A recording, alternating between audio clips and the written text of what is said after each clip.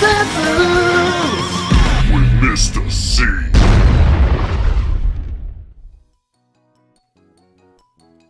Aloha! Bit of a different thing with this video. The first episode of Life Lessons released the other day, but they do take some time to pull together, and I want some more content to keep the channel moving along.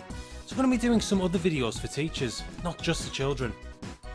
Today I'm going to talk about some of the apps that I've come across that have genuinely had an impact upon my teaching. Not those ones from lists you find that are all pretty and fancy but don't impact on your actual teaching. I'm talking about the ones that I use in my classroom and that the children use to improve their learning. You may have heard of some of these, but hopefully you'll find something new too. If you do find something new, don't forget to like and subscribe. First up, an app that has become pretty invaluable to me, that once you get your head around setting it up, can be used in virtually every subject within the primary or secondary curriculum, whether it's history, geography, science or art. Mosaic 3D acts as a gateway to a host of content that can be found on the Mosaweb website. The standout part is of course the 3D models. They manage to bring your lessons to life and are very interactive. There are over 1,000 models to choose from and provide a very visual way of presenting ideas, concepts and topics. Some of the highlight features are the time travel mode, which lets you see what it used to look like and what it looks like now, the animation mode, which gives you a narrative of the entire model, and finally the walk feature, which allows you to wander around the living worlds of some models. The vast majority of this app can be accessed for free by signing up at mosaweb.com, but you are restricted to 5 resources a week with the free account.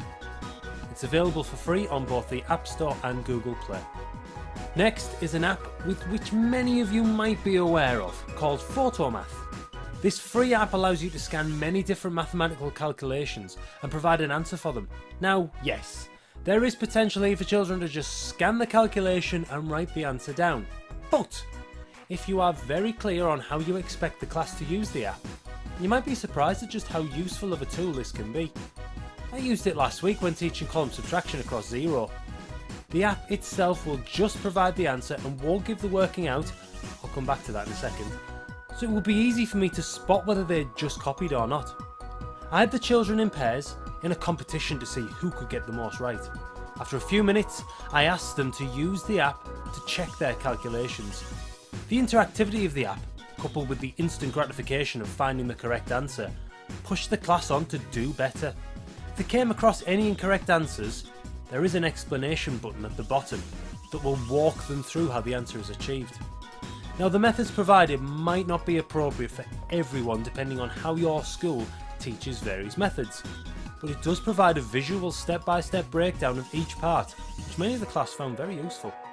Another way that I might use it is if we were looking at a tricky concept and I want them to focus on the concept itself. Having the answer makes them analyse the method to ensure that they achieve the correct answer in front of them. You know your own classes and whether you could train them to use this app in a productive way though.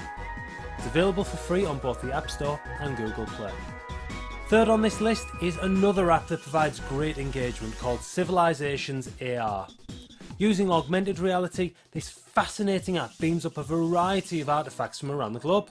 Whether it's a mummy, a vase or a piece of artwork, having these objects floating around in your classroom is sure to generate excitement and awe. Short audio commentaries provide extra details about various aspects of each object, whilst nifty features like the X-ray allow you to look deeper and reveal the wonders inside. This app though is only available on Google Play. The penultimate app that I want to talk about today is Padlet. Padlet is an online version of a working wall. By creating a wall on Padlet, you can allow the class to input their IDs on a device and have them see the collective wall update in real time. Ensuring students put their names on the end can help identify who has submitted which ideas. I found that this app allows for a collaborative approach where ideas can be taken without the need for stopping the entire class and having each group share what they've learned. I've used it many times in literacy sessions for things like descriptive writing, as you can pin pictures, website links and videos directly onto the wall, so that everyone can access the same thing by just clicking on it. I've also used it in history sessions, where we've recorded initial ideas about certain topics, or I've created a trail where each page contains different information about a certain object or idea. The app itself is really simple to use.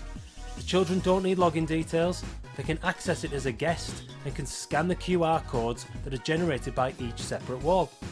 From there they can add content without being able to edit other people's contributions. Padlet is free on the App Store and Google Play, but the free version is restricted to only a few active walls at a time. The final app on this list is Kahoot. Now, many of you will already know about Kahoot and how great it is, but for those of you that don't, Kahoot is an interactive quiz that can be accessed through a number of devices. You can either set up your own quizzes or use other people's, but I would recommend scanning through the content of other people's before you share them with your class, just to be safe. Creating your own quiz can be as simple or as complicated as you like. The children don't seem to mind, it's the scores and the leaderboards that they're interested in.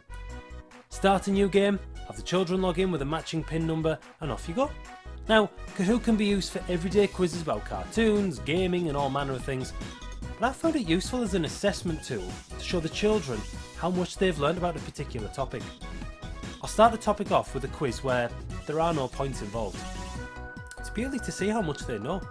Then, towards the end of the topic, we'll do the exact same quiz, but this time with points. Seeing the leap in knowledge from the majority of the class will make your heart swell.